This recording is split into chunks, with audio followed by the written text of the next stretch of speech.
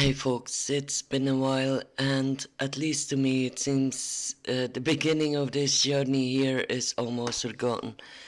I started out with Cycladic vessels from the late Neolithic and went for a search for a more accurate history of navigation, or at least the use of the compass. I covered too much issues to sum up here. I still have some left before going back to the swastika. I have been dwelling on the arrow of the Scythian king Abaris. I mentioned him in the last episode. That arrow helped him to traverse the winds, as Iamblichus put it. Some more recent authors do speak of the possibility that this so-called Scythian, the foreigner who ruled over the Pelgasian Greeks, used a magnetic arrow as a compass during starless nights. Was he really a Scythian, or is he rather a memory of an ancient people and their legends from times before Scythians were around, compacted in a possibly fictive character, as is so often the case? King Abaris, called the Healer, is said to have been a Hyperborean, a Scythian, a northerner. Some say he was a member of the clan of the Cyclopes. I searched a bit around on this ancient people, and there's a link to a mythical Welsh king named Bladud from the last millennium BC, but I am sure even YouTube has some things to offer on that regard for those who bother. Older publications propose that the Cyclopes were Asians, a noble race that came from Asia, from Caria and Lycia at the East Aegean coast, and they supposedly had in their possession a magic arrow. In Iamblichus' version, Pythagoras steals the arrow from Abaris and demands from him that he teaches him its magic.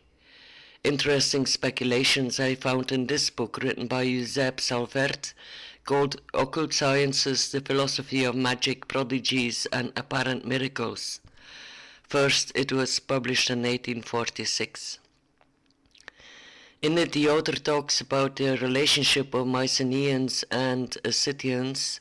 Here they are described as being excellent metallurgists who worship Vulcan as a supreme deity. But Strabo and others have no good word for these people, describing them as wild men, ogre types, who had the blessing of the land without having to move a finger. Herodotus, on his turn, seems to have more sympathy towards the barbarians, and he speaks of their many talents, their high knowledge of different sciences, their architecture. The Mycenaean site of Tigris is said to have been built by them. Some propose they were Luwians, or others Proto-Trojans. There is little trace left apart from the silent stones. Historian Colin Renfrew assumes that the Anatolians were not Indo-Europeans but native to the land. Recently, however, this is questioned truly. By using Renfrew's own linguistic arguments, his conclusions can be invalidated. The influx of Indo-Europeans from north and east seems to be confirmed by investigating loanwords, etc. Other than that, there has been too little work done about the Kura Araxes culture that has ruled the southern Caucasian mountains for a very long time. I have linked a lecture by Petra Hugebure on this under the video. Interesting material, especially because there is a lot of talk about going around of mythical races, noble in attitudes and advanced in their sciences. And to be honest, I'm rather skeptical. Claims based on incomplete information can bring about a curious form of idolatry. People crave that shit for some reason. If it cannot be aliens, then it must have been a forgotten master race. Nevertheless, I am convinced myself of intentional distortions in written history, and this from very early on. For example, I think that oral records of historical value were sprinkled with the magic and illusions belonging in the realm of gods, and this was done deliberately, for sure. The written word allowed the recycling of idols of worship and the reinvention of heaven. The question I ask myself is, could there have been knowledge of the magnetic north-south alignment of iron of meteoric origin among some of the semi-nomadic lands of the steppe? More and more studies are published proving advanced knowledge of metallurgy among certain nomadic and semi-nomadic peoples of early history. Neckham, a 12th century Jesuit missionary in China, writes in his Rerum Naturis about the process of manufacturing magnetic needles. If, he says, the molten iron is aligned to the north-south during the time of cooling, then the iron will be automatically magnetized. If this is indeed the case, could it be that ancient Eurasians were aware of this particular feature already before the Iron Age using meteoric iron? Maybe more on that later. Let's take a look at another few constellations first.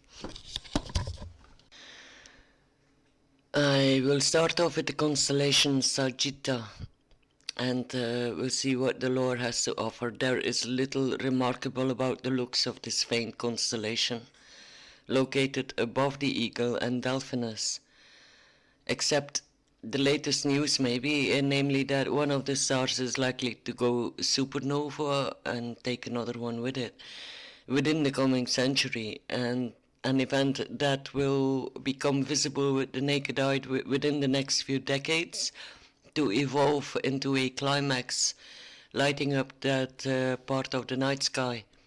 Sagitta the Arrow is one of the first 48 constellations of 2nd century astronomer Ptolemy, and one of the smallest ones, with Sagittarius located south nearer to the equator. The most obvious explanation would be that it is one of his arrows. The archer is originally the immortal centaur Chiron, the wounded healer, son of Titan Kronos, and teacher of early gods and heroes. Maybe the arrow relates to the one that was shot by Hercules, however, accidentally poisoning Chiron. To find relief for this unbearable pain, Chiron gave up his immortality. Zeus returns it back to him by granting him a place as a constellation in the night sky. I must add, not everyone follows the idea of this syncretism between Sagittarius and Chiron. There are 2 centaurs among the constellations, but I invite you to check out this site here, theoi.com, to check for yourselves on the centaurs and the hippocentaurs. According to Eratosthenes, however, Sagitta represents Apollo's arrow, by which he destroyed the Cyclops in revenge for the death of his son Asclepius. The latter is also represented in the sky as the constellation of Ophiuchus, the snake charmer. Then others say again it is the arrow shot by Hercules, by which he slayed the vulture that fed on the liver of Prometheus in Tartarus. In return for this liberation, Prometheus tells him how to enter Hesperides' garden, where Hercules steals the magic apples. And of course there is the arrows of Cupid and a legion of other cherubs. There are versions of older astronomical charts in which the constellations are drawn from a Christian perspective. Sagitta represents there the spear that centurion Longinus pierced into the side of Jesus Christ at the cross of sacrifice. Longinus is in all probability, however, derived from the Greek word ionke, which simply means spear. There are a number of holy lances or spears of destiny stored at different locations, But it seems to me that there has been a whole lot of syncretism of different legends and myths about different spheres, colored with fake news and fake personalities. Among Medes and Persians, the constellation Sagitta was called Tigris, which means arrow. The river Tigris flows from the Zagros mountains at Diyarbakir, East Turkey, into the Mesopotamian plain of Iraq, to join the Euphrates in Basra and flow via a swamp region into the Persian Gulf. Tigris bears its name because of its rapid flow. The Proto-Indo-European root word for tiger relates on its turn to the Proto-Indo-European root word for stick. Being a pointer on its own, the arrow, our Sagitta, relates to sticks, which brings us to the next connection. According to Richard Allen and Star Names, Their Lore and Meaning, Obelos is one of the names of this constellation that were once considered during the past centuries. Obeloi were bronze measures of weight, shaped like arrows or spears. Wiki, for example, refers to this weight as obol. An obol was a coin worth 1/6 of a drachma, and the word derives from the Greek verb meaning to grasp, and was in use from early archaic until classical times. The obeloi were spits made of copper and bronze. Plutarch states in his Life of Lycurgus that the Spartans used long and heavy iron rods as their currency, in hopes that it would discourage them from pursuing large amounts of wealth. Some may be familiar with this well-known family blazon. It has not 6 obeloi but 5, one for each son. I found it was also used in Frankish Spain, but more on numismatics another time. The linguistic connection between a stick or spit, arrows and spears was mentioned earlier. Go to the website Constellations of Words for more info. I personally like the site as a research for star lore. Also, this is taken from this site. The similarity between the word obeloi and obelisk is obvious. Again, here the reference to the leg of a compass, in other words, to the arrow of a compass. A 16th century scholar, Joseph Scaliger, has this to add. The translation gives us a one-liner that speaks of the Hebrew origins of Sagitta, of Dagas and Nun, Dagas being Latinized Dagon, the fish god of the Phoenicians, and of Nun, which is Aramaic for fish. Indeed, a load of fish has passed a review here already lately. In the Judaic Midrash, a book called Genesis Rabbah, an edition of the 3rd century AD, is written. The son of him whose name was as the name of a fish would lead them, the Israelites, into the land. To finish, I want to add this too. In geometry, the Sagitta is a mean used to calculate the height of a non-circular arc. It has applications in architecture, where it is used to calculate arches of bridges, ceilings, curves in walls, etc. It is also the name of the keystone in an arc. The formula is applied also in physics, and more precisely in the bubble chamber of the Cloud project at CERN, where it is used to calculate the radius of curvature of accelerated particles. Since I spent at least one of the last episodes on optics, check the episode on sky gazing and other arts. I think the following is worth listening to. As well.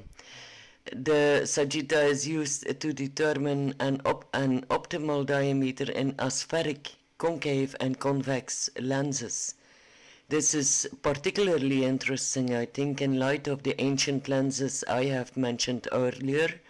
Although much more recent, still an example worth mentioning are items known as the Viking lenses of Visby.